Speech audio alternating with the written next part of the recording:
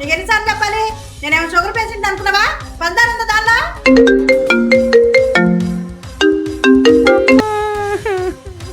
ఏంటి ఏడుస్తున్నావు చెప్పు. హలో అమ్మా, అమ్మా నేను ఇక్కడ వచ్చేస్తా. రోజు అన్నం కూర నేనే ఉండాలంట అమ్మా. ఎవరు ఆ మాట చెప్పింది నీకు? అమ్మా ఏ రోజైనా మనం టిఫిన్ ఇంట్లో వండుకుందామా? బయట నుంచేగా తెచ్చుకుంటాం, ఇంట్లో వండి పెట్టాలంట వాళ్ళకి. అయినా నువ్వు వండేదండి వంట? మీ అత్తకే గుర్రంలాగానే ఉందిగా, మీ అత్తను వండమను.